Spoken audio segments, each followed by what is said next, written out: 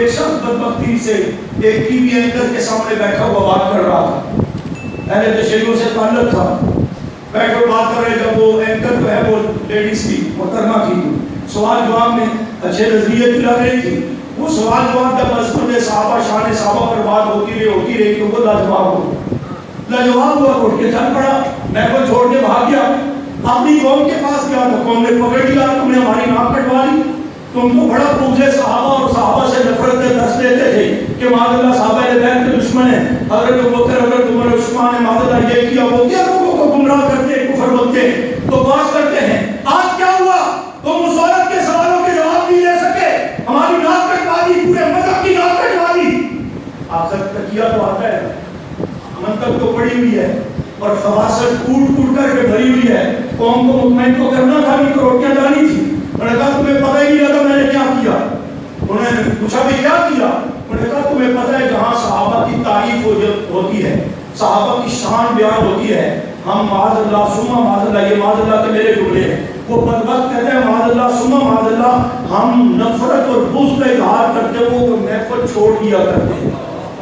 اس لیے کیونکہ وہاں صحابہ کی شان بیان ہو رہی تھی، بار بار صحابہ صحابہ صحابہ ہو رہے تھے، تو میں وہاں تو کچھ نہیں کر سکتا، سارے مسلمان بیٹھے تھے، میں ایک اکیلا کافر کیا کرتا ان سے مقابلہ؟ میں نے اس انداز میں اپنے بغض کا اظہار کیا، میں نے کہا کہ میں جا رہا ہوں، تو میں تو صحابہ سے معاذ اللہ نفرت اور بغض کا اظہار کر کے وہاں سے آیا ہوں، تم ایسے پریشان ہو گئے ہو، میں نے اپنے مذہب کا اظہار کیا ہے۔ میں نے کہا نہیں، تجھے بھی بات سمجھ آئی نہ تیرے زبان کو بات سمجھ آئی، میں سمجھاتا ہوں۔ پیغمبر کے فرمان کے مطابق اللہ نے یہ اعلان 14 سال پہلے قرآن میں کیا، اللہ کا فرمان، نبی کا فرمان، حضور کے دور میں بھی صحابہ سے اس کا اظہار کیا جاتا تھا، جن جن جملوں میں صحابہ پر تنقید ہوتی تھی، حضور اور صحابہ نہیں، پہلے رب بولتا تھا صحابہ کے نفاذ میں، اللہ بولتے تھے صحابہ کے نفاذ میں۔ کسی نے کہا ہم صحابہ کو مذاق اڑاتے ہیں، اللہ نے کہا اللہ یستحیی بہ، میں تمہیں مذاق بنا کر کے چھوڑوں گا۔ پھر جب کسی موقع پر انہوں نے کہا، انہیں جب کہا گیا آمینو کما آمن الناس، صحابہ کی طرح ایمان لاؤ، انہوں نے کہا آمینو کما آمن السفہاء، معاذ اللہ بے وقوفوں کی طرح ایمان لائے، اللہ نے اسی وقت جواب دیا الا انہم السفہاء، خبردار جو میرے محبوب کے صحابہ کو بے وقوف کہہ رہا ہے وہ خود بے وقوف ہے۔ پہلے سوالے کا پہلا ورقہ ہے، چلتے چلتے بدبختی کرتے رہے تو اللہ پاک بھی منہ توڑ جواب دیتا رہا، یہاں تک کہ انہوں نے اس کی انتہا کر دی تو اللہ نے بھی کہہ دیا لیغیظ بہم الکفار، یہ عیسائی بھی کافر ہیں، یہ یہودی بھی کافر ہیں، یہ سکھ ہندو بھی کافر ہیں، دنیا میں اور پارسی بھی کافر ہیں، بہت سارے کافر ہیں، یہ سب کافر ہیں، لیغیظ بہم الکفار، جو میرے محبوب کے صحابہ سے بغض رکھتا ہے، میں رب اعلان کر رہا ہوں وہ صرف کافر ہی نہیں، وہ غلیظ ترین کافر ہے۔ اسی آیت کی تشریح کرتے ہوئے انتہا کر دی تھی، حق کو بیان کرتے ہوئے آپ کے اسی مظفر گڑھ کے گراؤنڈ میں مولانا حق نواز جھنگوی شہید رحمۃ اللہ علیہ نے کہ جن کی آگ اور شعلے کے نام سے یہاں سے تقریر ہوئی، ہمارا جماعت میں آنے کا سبب بھی وہی جذبہ بنا، اور وہ جذبے آج بھی مجھے اور آپ کی غیرت کو جو جوڑ رہے ہیں، جماعت وہی ہے، مشن وہی ہے، کاج وہی ہے، صحابہ کی شان بھی وہی ہے۔ تمہارے اندر اگر سستی آ گئی ہے، کہنی آ گئی ہے، کمزوری آ گئی ہے تو قرآن بھی تمہیں مخاطب کر رہا ہے، وہ دیکھو حق نواز کی آواز بھی ہمارے کانوں میں آ رہی ہے، جن صحابہ نے سب کچھ قربان کر کے مظفر گڑھ تک میرے اور آپ کے دل و دماغ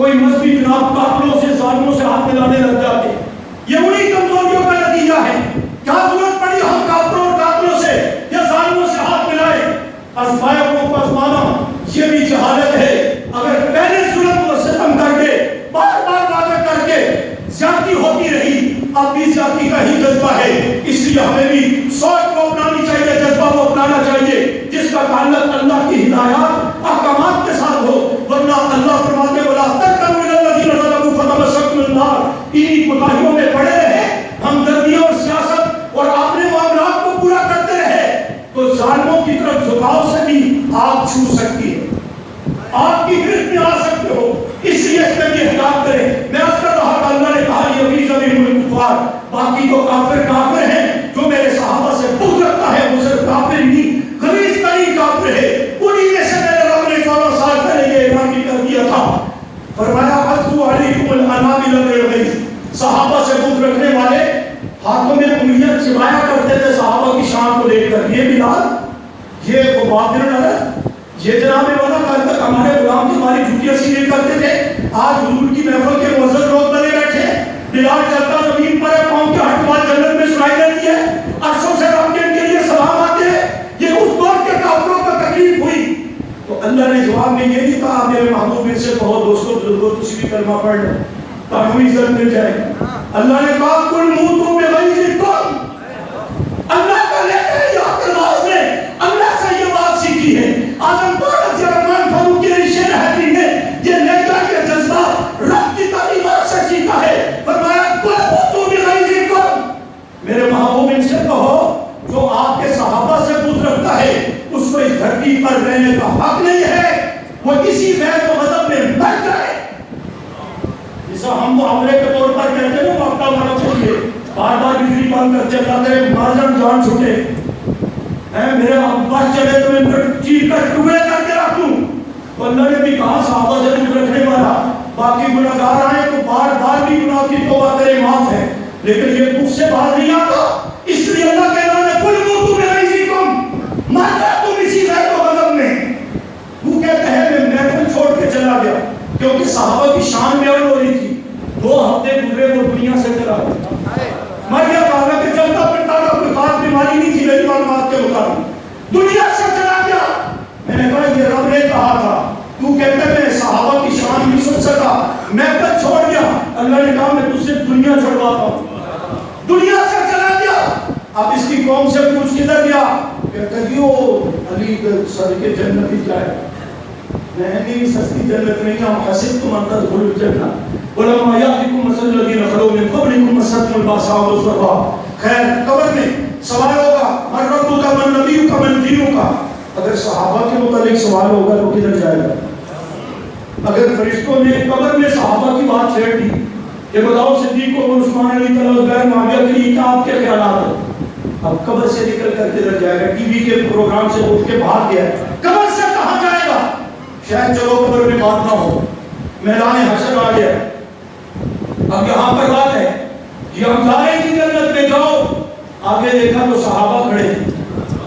جنت کے دروازے پر صدیق اکبر کھڑے ہیں، کدھر سے جائے گا؟ کہتا ہے کسی تکیہ کر کے دور ہو کے چلے جاؤں، انتم فضو برفتار السماوات والارض فانفضوا لا تنفذون الا بسلطان۔ اللہ نے قطار پر قطار کندھے سے کندھا ملا کر فرشتوں کو کھڑا کیا ہوا ہے۔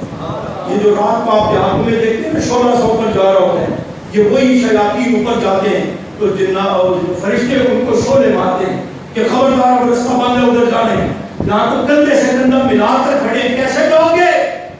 کوئی رستہ نہیں، دروازے 8 ہیں جی کسی سے چلے جائیں گے۔ میرے آقا نے فرمایا تھا اول من يدخل الجنت من امتی ابو بکر، اس امت میں سب سے پہلے جو جنت میں جائے گا وہ ابو بکر صدیق ہے، ٹھیک ہے؟ باقی صحابہ اس کے ساتھ کہتا ہے 8 دروازے صدیق اکبر ایک سے جائیں گے، ہم کسی سے پوچھ جائیں گے۔ میں نے کہا یہ پاکستان کی سینٹ یا اسمبلی نہیں ہے تم گھس جاؤ گے، یہ جنت ہے، مذاق نہیں ہے۔ اور 8 دروازوں پر صدیق اکبر کا پیر ہے۔ حضور نے فرمایا جنت مختلف اعمال میں کثرت کرنے والا وہ جنت کے دروازے اس کو بلائیں گے، باب الریان، باب الصلاۃ، باب الصوم، ادھر سے آؤ ہمارے ہاں سے گزرو۔ پوچھا کہ اللہ کے رسول کوئی ایسا بھی ہوگا کہ جنت کے 8 دروازے تمنا رکھے گی کہ ہمارے ہاں سے گزرے؟ فرمایا ہاں ایسا بھی ہوگا۔ فرمایا کون خوش قسمت ہو سکتا ہے؟ میرے آقا صلی اللہ علیہ وسلم نے فرمایا میں امید کرتا ہوں کہ وہ صدیق اکبر ہو جسے جنت کے 8 دروازے پکاریں گے حضرت ہمارے ہاں سے گزرو، ہمارے ہاں سے گزرو۔ جب 8 دروازوں پر صدیق اکبر اور صحابہ، تو صحابہ کو ماننا نہیں برداشت نہیں کرتا، کہاں سے جائے گا؟ کہتا ہے بس میں چلا جاؤں گا۔ اچھا چلا جائے گا تو جنت میں کون ہوگا؟ انبیاء ہوں گے یا بولو نا یار انبیاء ہوں گے یا صحابہ ہوں گے؟ میں اپنی بات نہیں کر رہا ہوں، اللہ نے ان کی تو بیداری میں بھیجا ہے، لیکن انبیاء ہوں گے یا صحابہ ہوں گے؟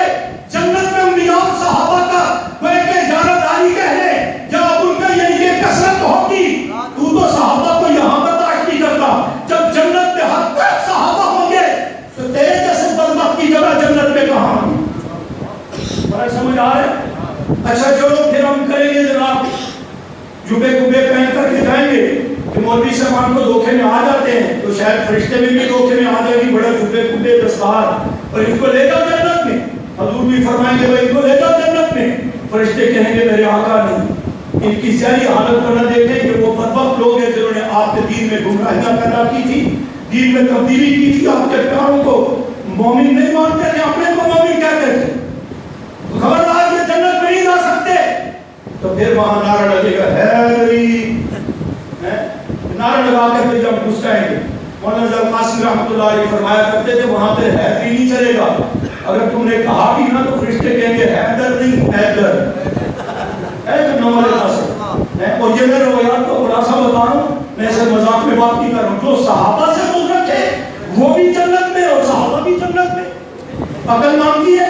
دلائل میں تو یہ بات نہیں ہے، حقائق میں یہ بات نہیں ہے، کیا عقل مانتی ہے کہ اسی جنت میں ابوبکر صدیق بھی ہو اور معاذ اللہ اسی جنت میں ابوبکر صدیق کا دشمن بھی وہاں بیٹھا ہو؟ بس یہ فرق بتانا ہے، تمام صحابہ جنتی، ان میں سے صدیق اکبر کی یہ شان ہے، آئے بھی جنت سے تھے، چلتے پھرتے بھی جنتی تھے، آج بھی جنت کا رام فرما ہے، کل قیامت کے دن بھی انشاءاللہ صدیق اکبر جنت میں جائیں گے، اور صدیق اکبر صحابہ کو ماننے والے کہاں گئے گے؟ وہ بار بار رہی ہے، خطابت نہیں، حضور کا فرمان ہے المرء مع من احب، جو دنیا میں جس کے گن گائے گا، جس کے ساتھ محبت کرے گا، جس سے تعلق ہوگا، میرے آقا کا فرمان ہے وہ قیامت کے دن بھی اسی کے ساتھ ہوگا۔ اس لیے میرے بھائیوں صرف یہ نہیں کہہ رہے تشیعوں کے کفر پر نظر رکھنے کے لیے ہم آپ کو صحابہ کی ترغیب دے رہے نہیں، صحابہ کی تابعداری ایمان ہے، معیار ایمان ان کو بنایا، ان سے محبت عقیدت دنیا میں بھی کامیابی کا سبب ہے اور آخرت میں بھی کامیابی کا سبب ہے، تعمیری کام پر ہے۔ میری بات سمجھ گئے نا؟ ہر گھر کے اندر صحابہ کا تذکرہ، اہل بیت کا تذکرہ عام ہو، تاکہ یہ جتنے فتنے اٹھ رہے ہیں اس سے ہم بھی اور ہماری نئی نسل بھی بچے۔ اس پر محنت کریں گے، صحابہ کے تذکرے عام ہوں گے، ابھی بھی کہتے ہیں واہ صحابہ واہ،